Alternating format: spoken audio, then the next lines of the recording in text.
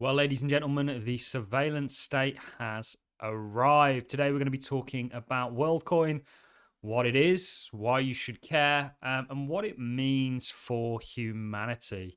Quite a deep video. I'm going to be sharing my own thoughts on this project and actually strongly advising people to stay away from the orb. Do not look into the orb. It's like an episode of Black Mirror that I feel like I'm living through. And I do not believe that this technology, and it is a technological advancement, is going to lead to any kind of a good result. Undoubtedly, there are going to be pros and cons, like there are to everything in life. There's always polars. But I think that this is generally a net negative for humanity. And given enough time, I think that this is going to be proven to be the right analysis of what's going on right now. We're going to be unpacking it all in this video, really explaining what WorldCoin is, what these orbs are, and what they do. And again, why you should actually care and be interested in this subject. So, WorldCoin was officially launched yesterday, and we're going to go into the official website, worldcoin.org. And we're going to hear about the introduction of WorldCoin. Introducing WorldCoin more than 3 years ago, we founded WorldCoin with the ambition of creating a new identity and financial network owned by everyone. Is it really owned by everyone? You may own the cryptocurrency that they give you as an incentive that they've made up to go and get your iris scanned. But you certainly, through owning the cryptocurrency, do not own the network or the data behind it. And we'll explain this in a little bit more detail.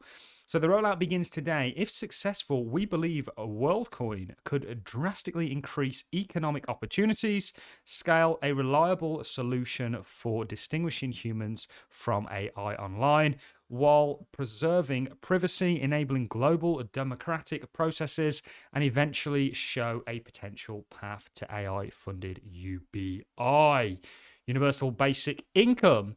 Now, on multiple of the topics mentioned, there are pros and cons. So you can see potentially, like with many blockchains, how actually this could provide inclusivity for a lot of the developing world that perhaps doesn't have access to or isn't included in the kind of global economy. You know, maybe there are applications where WorldCoin can solve these issues, but at what cost? That's always the question that we have to ask here. Just like with UBI, you can see actually a number of areas where it may improve the lives of some. Will it improve the lives of everyone? And will the improvement of the lives of some come at the cost of many? These are the questions, the philosophical questions behind things like UBI, behind things like WorldCoin itself, behind globalization, behind a number of different things, behind democracy itself that need to be asked and answered. What is the benefit and who's it to and at what costs does it come? And looking at this at face value, it's my assumption that WorldCoin, where it may benefit a few, is going to come at the cost of many in regards to privacy, security, sovereignty, and a number of other things. And this is how they get you. They always play on your heartstrings and say, this is going to be good for this, but at what cost? This is the thing that we always have to ask and answer, and often leave emotions at the sidelines in regards to some of these very harsh debates. This is quite a deep video, I think, because of the subjects that it's covering. You know, I actually can see merit for UBI in certain areas, which is universal basic income, which is where we give people money. But who's going to be in charge of that? What power does that individual then have? If you're distributing money to everyone, well, what does that mean for the individuals that work for that money? Are they paying the cost for, you know, there's a whole debate, a whole field of debates that get sprung up here. But let's just focus on WorldCoin and explore it a little bit more. They also talk about privacy. They talk about you owning the network, which you don't own the network because you own WorldCoin, you don't own the data behind it all, even though they say it's private and they don't save your iris and so on and so forth. But we'll explore that in a second. We've got a tweet from Army of Spies, which is a well-known Cardano, I don't want to use the word influencer, but content creator, who covers a number of really interesting points. And they also say distinguishing humans from AI online. So we're talking about deep fakes here, which this individual who is behind it, who is a World Economic Forum, he's gone through the World Economic Forum ranks, is directly responsible for causing that problem and now coming up with a solution. They are very, very good at doing this, ladies and gentlemen.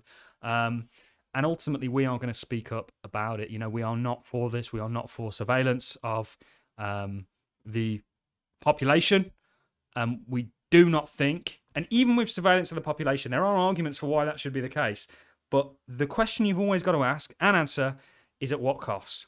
Okay, and I think the cost of surveillance costs everybody their sovereignty, their freedoms, their privacy, which should be a right, and a number of other things. So WorldCoin consists of a privacy-preserving digital identity, a world ID, and where laws all allow a digital currency, WLD, received simply for being human. Oh, it sounds great, doesn't it? What are you getting in response? First of all, they've made this token up out of thin air. Again, we've looked, actually, just because you make a token up out of thin air doesn't mean it's worthless. Money, in many regards, is a story. Whoever tells a story the best and has the best storytellers typically will have the best money. Certainly the United States is a perfect example of that, with a currency that isn't backed by anything. You can't eat your dollars. You can't, you know, in most cases, they're not even paper dollars. They're numbers on a screen. But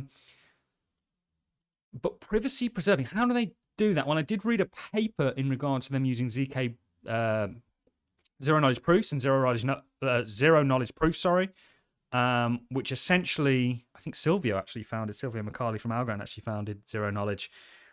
Essentially means that they can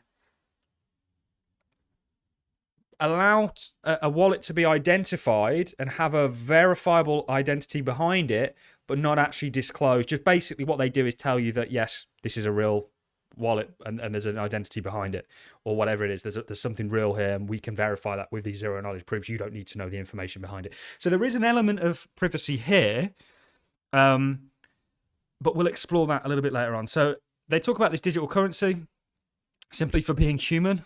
Are we now at that stage where we need to verify being human? I thought that was kind of a given when you were born, that you were human. However, maybe this is gone a lot further than I think any of us have realised, sort of when we've been distracted with multiple other things. We hope that where the rules are less clear, such as in the United States, steps will be taken so more people can benefit from both. So the World ID and the World Token. The token is officially live now. If there's a trade here, we'll take it. But I am not a supporter of this project. I do, however, think that it could be 10 billion tokens. I mean, if you look at how many people are actually signing up for this in the hope of free crypto across the world, it's many. And this is always the thing. I think when people think about George Orwell and think about some of the predictions made, it's always met with, humans aren't that stupid. They'll not sort of allow things like that to happen. Well, I've always argued, actually, we've seen plenty of examples where they have. And this is bringing up a lot of questions that I think need answering. So you can now download World App, the first protocol-compatible wallet, and receive your share. After visiting an orb, a biometric verification device, you will receive a World ID. This lets you prove you are a real and unique person online while remaining completely private. As the global distribution of the orbs is ramping up, you can find the closest one and book time to be verified with World App and a WorldCoin and at worldcoin.org. WorldCoin is an attempt at global scale alignment The journey will be challenging and the outcome is uncertain, that's for sure. But finding new ways to broadly share the coming technology prosperity is a critical challenge of our time. We hope you'll join us. I wouldn't go rushing to give your biometrics to this orb. You've got no idea what they're going to be doing on the back end of it and where those biometrics, which many of you have already probably given up to the likes of Facebook, Snapchat, Google, Apple, what they're going to do with them and how this is going to come full circle. I have to speak up on subjects like this because it's worrying is the truth. I do not support if you look at what crypto's doing, it's basically trying to give you your data, right? And give you dominion over it, and the right to it, the right to sell it, the right to keep it private, the right to own it. Whereas you might own the world token, and you might be the person that has your world ID that they're saying is basically anonymous for all intensive purposes, but verified with your iris, your eye. Everyone has a different iris, even identical twins. It's actually a very good way of sort of distinguishing people. But there has to be an element with this of them having this data stored. Okay, so you'll have your world ID. There might not be an identity behind it, but what there is your iris, which they claim they don't even save. But you can opt in, which means you won't have to continually go and visit it to update it. I mean, I just don't like where this is going. And I think there's been lots of sort of prophecies and forecasts of a global world, of a global currency system, of a one world government that often has a negative connotation to it. And a lot of our forefathers warned of this kind of thing. And this very much is a step in that direction. Again, I think some of the things that are discussed here and some of the questions that are brought up about UBI, about global democracy, globalization, there of course are pros to some of these things. But it's my opinion that the cons outweigh the pros. In many of these areas. Now, that's a blanket statement. There are, of course, nuances, but I don't like where this is going at all. So WorldCoin is scaling to 1.5k in available orbs this summer and full in more than 35 cities around the world. In Hong Kong, orbs are available for a limited time starting on Monday, July the 24th at several locations through the city. Find locations and book information directly in World app. In San Francisco, orbs are currently available at several locations. It says in Mexico City, in London, in Dubai. Not a big fan of this at all, guys, to be honest.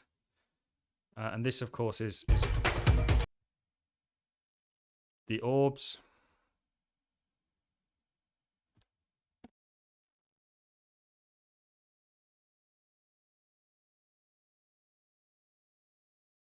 No, thank you. Like I say, this is very much like I don't know, George Orwellian nightmare. Wow. This was an interesting article from Army of Spies, a thread. I was relieved to hear that WorldCoin wouldn't be storing the iris image. That made me feel like less this meme. If only it were that simple. So here you've got the trade-off. I receive your retinal scan in my feudal tech lord, whatever. You receive something in regards to this token that they've completely made up. So you download the app, meet up with the orb and its human pets, very much seems that way, and 2 good iris images are captured using infrared and other sensors. The user then goes to the orb, so on and so forth, This iris image are only kept in local memory and then destroyed by default. More on that later. Then the iris images are turned into iris codes. Okay, so no problem. Obviously, the iris code is going to be a hash write. Nope. It is designed specifically to directly identify your iris. That would be how it works. So that instead of them creating a derivative of your iris, so saying, yep, this is an iris, we're going to create something of it that actually isn't the iris itself. A hash in this example, they're essentially saying that no, this is going to be able to identify the iris itself. So they're not storing your iris, but they're storing basically like the blueprint of your iris, if that makes sense. So the paper by the guy who invented these iris codes is actually called How Iris Recognition Works. The paper starts with reliable automated recognition of person has long been an attractive goal. Okay, but they're storing these iris codes like a database, are they? Yep. And here we get to see this. Also, there is an opt-in service where they will store your actual iris image for training to improve security and inclusivity. If you don't opt in, it sounds like you will have to reorb frequently for updates. Sounds like this may lead to people opting in. Great. Let's use reliable automatic recognition of person to train to improve security and inclusivity. I wonder what Sam Altman wants to train. Oh well, what could possibly go wrong? Yep, this is very interesting. I'm not for this at all, and I think that they're going to get people to use it with they're going to dangle that carrot in front of people and say, oh look, you get this world token that I wouldn't even be surprised if they pump up and use money to pump it, and then everyone's going to go, okay, right, we all need to rush and get this done. And in exchange, you're basically giving them your iris that can be used to identify you and buy your world ID at any point. Let me know your thoughts in the comment section, guys. I do think there's always nuance. I know that this is a very, certainly when we talk about things like UBI, certainly when we talk about things like introducing global democracy processes, when we talk about inclusivity and things like this, there's a lot of emotions that come out in regards to it. But this doesn't seem decentralized to me at all, which is kind of at the heart of crypto, really. And when they say you own a piece of it, of the network, you really don't. You own part of WorldCoin, which, you know, I don't know what that proves. I don't know how that is owning a part of the network. It's basically a reward for you giving over your iris that they'll then turn into kind of like a blueprint. They may not actually save your iris, but you can opt into doing that if you want, which will give you probably greater benefits.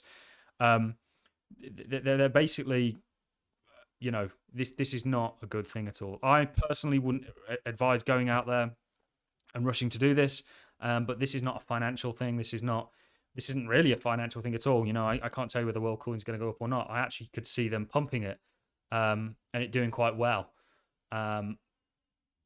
But I just don't like this whole thing. And it's very George Orwellian. It's very kind of